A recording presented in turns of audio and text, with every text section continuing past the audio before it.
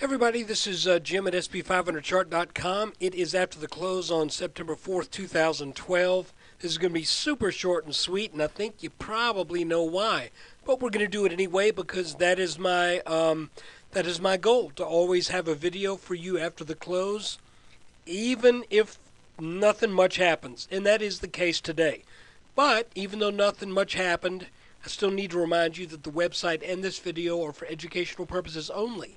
Nothing stated at the site or in the video is intended to be used as investment advice. I can draw lines on charts, but you have to draw your own conclusions from your own research and make investment decisions that are suitable for your personal financial situation. I'm not a licensed financial professional. I am just a guy who draws lines on charts.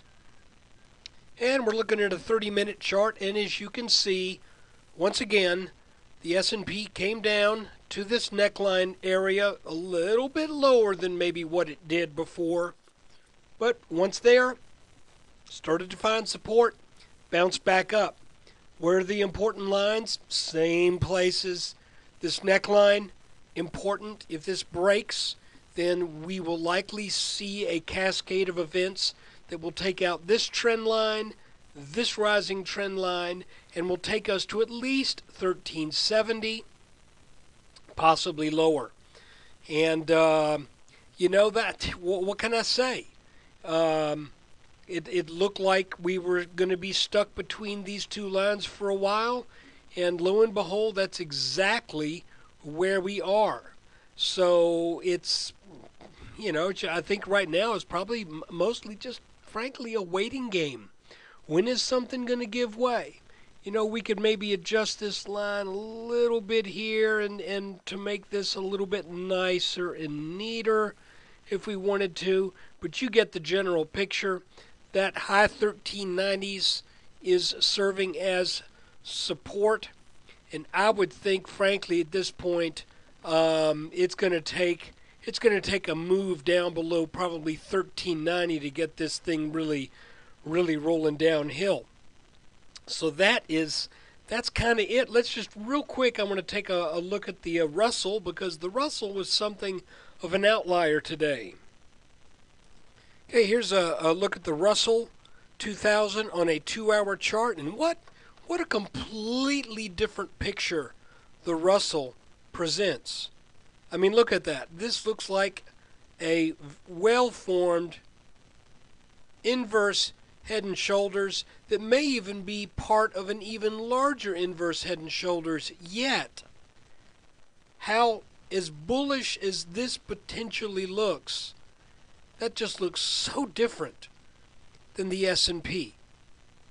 But I will remind you that the Russell had trouble previously getting up over this right shoulder area here, and we just need to kind of wait and see see if it's got the strength to do that. Now, I talked about the Russell in the weekend video, the weekly recap or weekly review, and one thing I mentioned about the Russell is it's kind of hard for me to get real excited about it while there are so many reasons to expect resistance between roughly 820, where is that?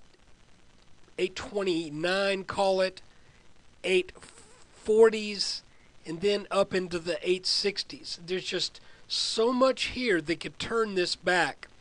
I really don't think I could get excited about it until the Russell sets a new high that would be over, and significantly over 860, call it 868. The Russell can get up to 880, something like that, then I think we've got reason to expect that the markets by then may have turned around and we're ready for another leg up.